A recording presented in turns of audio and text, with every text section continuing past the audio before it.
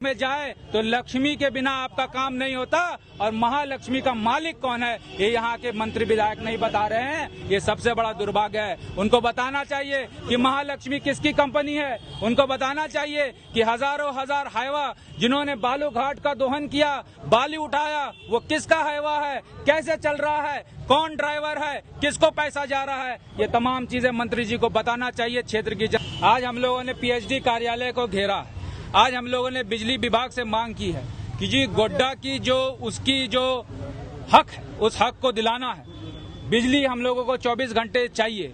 अभी लोग कहते हैं कि ये सरकार इतनी निकम्मी है कि बिजली तक क्रय नहीं कर पाती है। आपको याद होगा कि भारतीय जनता पार्टी के शासनकाल में हम लोगों ने यहाँ ग्रिड बनाया, सुपर ग्रिड बना, यहाँ पर सब स्टेशन बना, डबल सर्किट का निर्माण हुआ। और यदि ये सरकार जो 2019 के बाद आई है बिजली नहीं खरीद पाती है तो इस सरकार को बैठने का कोई भी हक नहीं है सत्ता में। यदि यहाँ के विधायक, यहाँ के मंत्री हेल्पलाइन नंबर जारी करते हैं चापाकल को ठीक कराने के लिए और वो हेल्पलाइन नंबर शुरुआत में रिलीज होने से पहले ही वो डिफंक्ट पड़ जाता है, तो आप समझ सकते हैं कि यहाँ के मंत्री, यहाँ के विधायक यहाँ की जनता के साथ किस प्रकार से खिलवाड़ कर रहे हैं। आज गांव में आप जाइए तो चापाकल की स्थिति को देखिए, एक भी चापाकल ठीक नहीं है। आप ही के न्यूज चैनल पर कर ये खबर चली कि एक पिंटू यादव नाम का व्यक्ति जो ने चापाकल के लिए प्रोटेस्ट किया मारकन में कि वो चापाकल फलना अंसारी नाम का व्यक्ति ने घेर लिया। ये दुर्भाग्य की बात है कि इस तरह की स्थिति परिस्थिति गोड्डा में हो रही है। आपको याद होगा कि यदि मैंने गया दास के नाम पर यहाँ पर पूर्व में चापाकल अनुशंसित किया है तो गयासुद्दीन अंसारी के घर में गिर जाता है। ये सबसे बड़ा दुर्भाग्य की बात है। बिजली हो, पानी हो, जाति और मजहब को देखकर यहाँ दिया जा रहा है। हिंदुओं के गांव, टोले, मोहल्ले में कोई काम नहीं हो रहा है। जो यादव हो, चाहे वो आपका मंडल हो, चाहे वो भगत हो, चाहे वो मिश्रा हो, अगर उसके आगे हिंदू सरनेम है तो उसका कोई काम गोड्डा विधानसभा में नहीं होगा। ये ऐसा दिख रहा है। आपको याद होगा कि मंत्री जी ने कई वादे किए थे। मंत्री जी ने कहा था कि 100 मेगावाट बिजली गोड्डा को मिलेगा।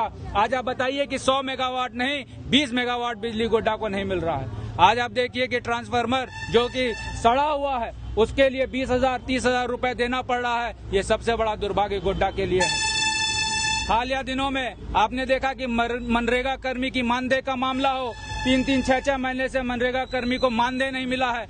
यहाँ पर जो सहायक आचार्य, जो सहायक शिक्षक हैं उनको 6 महीना से जो है उनका वेतन नहीं मिला है। उनके पोस्ट को डिलीट कर दिया गया है, खत्म कर दिया गया है। ये अंधी बहरी गूंगी सरकार को हम लोगों ने यहाँ पर जगाने का काम किया है। और जिस प्रकार से जन समर्थन मिला है, मैंने कहा है कि ब्लॉक में जाए तो लक्ष्मी के बिना आपका काम नहीं होता और महालक्ष्मी का मालिक कौन है ये यहाँ के मंत्री विधायक नहीं बता रहे हैं। ये सबसे बड़ा दुर्भाग्य है। उनको बताना चाहिए कि महालक्ष्मी किसकी कंपनी है। उनको बताना चाहिए कि हजारों हजार हाईवा जिन्होंने बालू घाट का दोहन किया, बालू उठाया, वो किसका हाईवा है, कैसे चल रहा है, कौन ड्राइवर है, किसको पैसा जा रहा है। ये तमाम चीजें मंत्री जी को बताना चाहिए क्षेत्र की जनता को, ताकि यहाँ पर जो पानी की समस्या जो अवैध बालू के ढुलाई के कारण हो रही है उसमें रोकथाम लगे। मैं शुक्र मनाता हूँ, मैं आभार प्रकट करता हूँ यहाँ के मीडिया चैनल का कि आपने प्रमुखता के साथ चीजों को उठाया और आपके ही आवाज का नतीजा है कि आज यहाँ पर बालू पर प्रतिबंध लगा है। लेकिन बिल्ली को खीर की रखवाली के लिए जो यहाँ की जनता ने इलेक्ट किया है वो खीर कब तक सुरक्षित होगा ये कहा नहीं जा सकता। इन तमाम मुद्दों को लेकर हम लोगों ने यहाँ पर आक्रोश प्रदर्शन किया है। आप देख सकते हैं कि हजारों हजार की संख्या में लोग यहाँ उपस्थित हुए। मीडिया चैनल को मैं धन्यवाद आभार प्रकट करता हूँ कि आपने प्रमुखता से इस चीज को कवर किया और आने वाले समय में आप मजबूती के साथ हमारी आवाज को उठाएंगे, ऐसी कामना करते हुए सभी को नमस्कार, जोहार।